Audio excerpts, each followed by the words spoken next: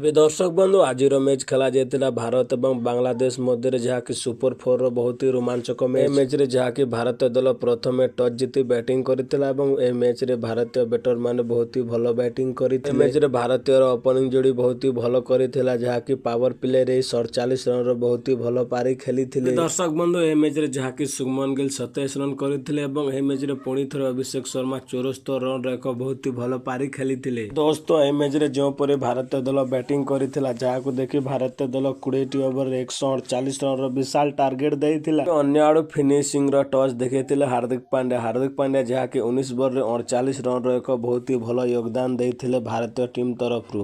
ଦର୍ଶକ ବନ୍ଧୁ ଏହି ମ୍ୟାଚ୍ରେ ଯାହାକି ବାଂଲାଦେଶ ଦଳ ବ୍ୟାଟିଂ କରିବା ପାଇଁ ଯାଇଥିଲା ଏବଂ ଏହି ଲକ୍ସକୁ ଚେସ୍ କରିପାରିଲା ନାହିଁ। ଦୋସ୍ତ ଏହି ମ୍ୟାଚ୍ରେ ଯେଉଁପରି ଭାରତୀୟ ବୋଲରମାନେ କୁଲଦୀପ ଯାଦବ, ଜସପ୍ରୀତ ବୁମରା ଏବଂ ହାର୍ଦ୍ଦିକ ପାଣ୍ଡ୍ୟା ବହୁତ ହି ଭଲ ବୋଲିଂ କରିଥିଲେ। ଅନ୍ୟ ଆଡୁ ବାଂଲାଦେଶର ଯାହାକି ହସନ ଯାହାକି ଅର୍ଦ୍ଧଶତକ ପୂରଣ କରିଥିଲେ ଏବଂ ଆଉ କୌଣସି ବଲ୍ଲେବାଜ ଭଲ ବ୍ୟାଟିଂ ନ କରିଥିଲେ। ଦୋସ୍ତ ଏହି ମ୍ୟାଚ୍ରେ ଯାହାକି ବାଂଲାଦେଶ ଦଳ 18 ଓଭର ଖେଳି 127 ରନରେ ପୁରା ବାଂଲାଦେଶ ଦଳ ଅଲ୍ ଆଉଟ୍ ହୋଇଯାଇଥିଲା। ଦର୍ଶକ ବନ୍ଧୁ ଯାହାକି ଭାରତୀୟ ଦଳ ବାଂଲାଦେଶ ଦଳକୁ ପରାସ୍ତ କରିଲା ପରେ ଏବେ ଭାରତୀୟ ଦଳ ଯାହାକି ଫାଇନାଲରେ କରିଲା ପ୍ରବେଶ।